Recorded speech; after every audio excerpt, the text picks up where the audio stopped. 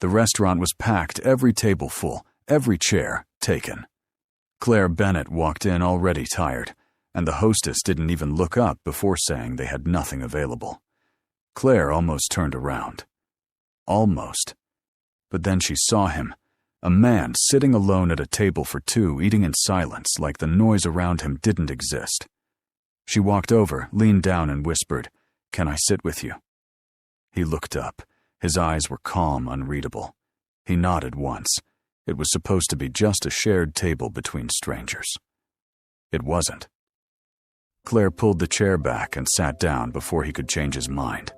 She placed her bag on her lap, straightened her posture, and kept her eyes on the menu the waitress had handed her on the way in. She didn't look at the man across from her. Not yet.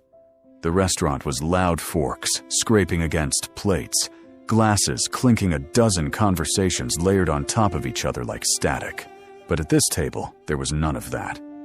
Just the quiet sound of a man eating alone, unhurried, as if he had rented this small square of silence in the middle of chaos. His name was Miles Carter, though Claire wouldn't learn that for a while. He wore a dark navy shirt, no tie, sleeves rolled once at the cuff, the kind of outfit that looked simple, but fit too well to be accidental. A charcoal jacket hung over the back of his chair, folded once at the collar. His watch was plain silver, no brand visible from across the table. Everything about him was deliberate and understated, like someone who had learned a long time ago that drawing attention was a cost, not a reward. He cut his steak in even portions, chewed without rushing, and never once glanced at the crowd around him. The noise didn't bother him. Neither, it seemed, did Claire. She ordered a glass of water and a pasta dish, then folded her hands on the table. The waitress left. The silence between them settled in not awkward, not warm, just neutral. Two strangers borrowing the same table because the city had run out of room. Claire took a slow breath and let her shoulders drop. She hadn't realized how tense she was until she sat down. The week had been long. Her phone had been buzzing all day with messages she didn't want to answer, and the idea of eating alone at home felt worse than eating alone in public. So she came here, and now she was sitting across from a man who seemed perfectly fine, pretending she didn't exist. That was all right with her. She didn't need conversation. She needed to sit somewhere that wasn't her apartment, eat something she didn't have to cook, and get through the night without thinking too hard. The pasta arrived faster than expected. She twirled her fork, took a bite, and for a few minutes, the table stayed exactly as it was, two people sharing space, without sharing anything else. Miles refilled his water from the small carafe between them, and when he set it back down, he angled it slightly toward Claire's side. A small gesture. She noticed, but didn't comment. She refilled her glass a minute later. Then his phone rang.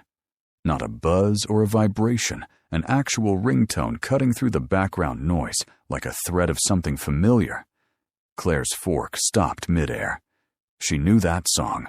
It was an old track, the kind that never made it to mainstream radio, but lived permanently in the playlists of people who actually cared about music.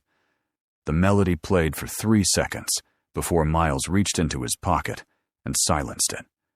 He glanced at the screen, and Claire caught something she wasn't meant to see, a flash of warmth crossing his face, brief and private, before he set the phone face down on the table without answering. He looked at his watch, just once, the way someone does when they're keeping a quiet promise to be somewhere later. Claire looked at him for the first time, really looked.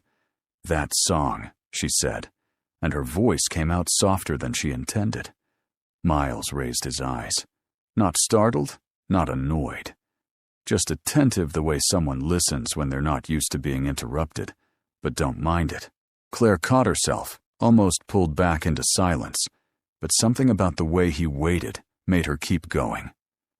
"I haven't heard that in years. Most people don't even know it exists." Miles studied her for a moment. Then one side of his mouth lifted, not quite a smile, but close.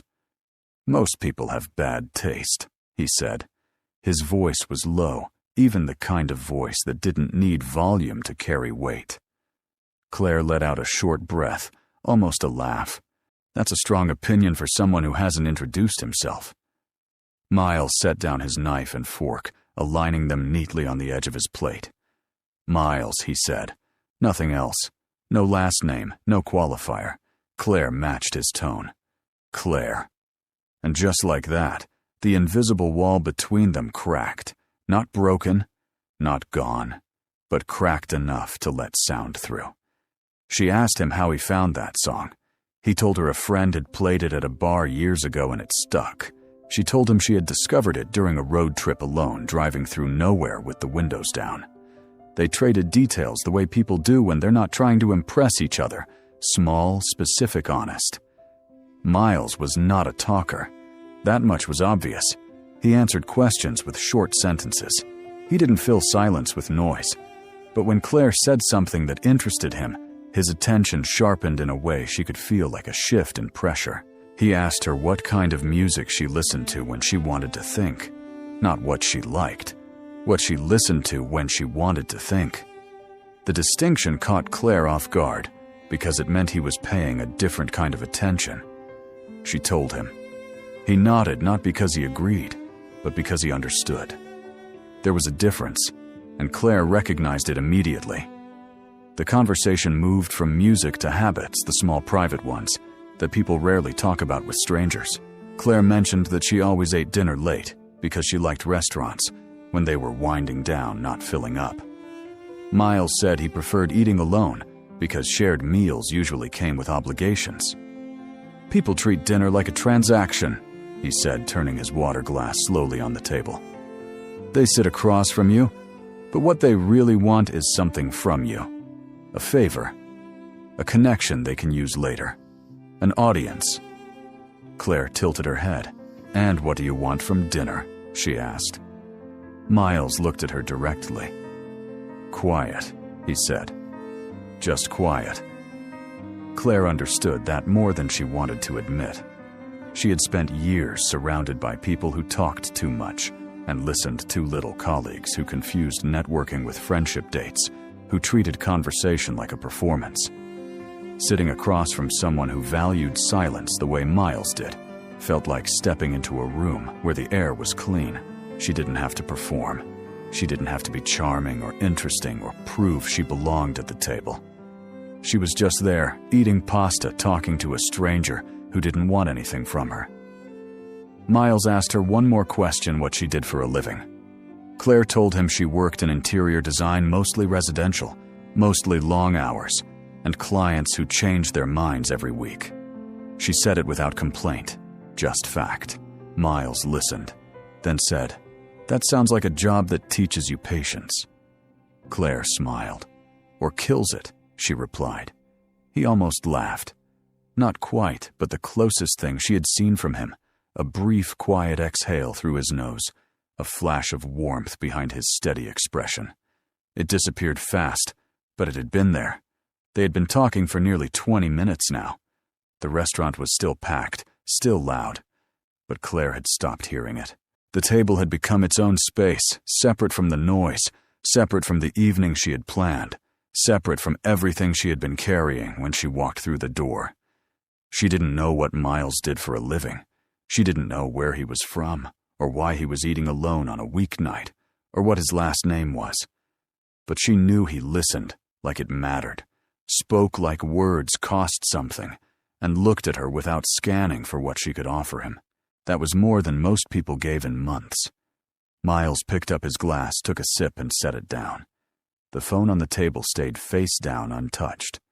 Whatever call he had ignored, whoever was waiting on the other end, it could wait a little longer. He was in no rush to leave. Claire was in the middle of a sentence, something about a client who had repainted the same wall 4 times in 2 weeks, when a shadow fell across the table. She didn't notice it at first, but Miles did. His eyes shifted past her shoulder, and something in his expression changed. Not alarm, not tension, just a quiet recalibration, the way a person adjusts when the atmosphere in a room tilts without warning. Claire caught the shift and turned around. A man was standing behind her chair, tall, well-dressed, with the kind of smile that looked practiced in front of mirrors. His blazer was slightly too fitted, his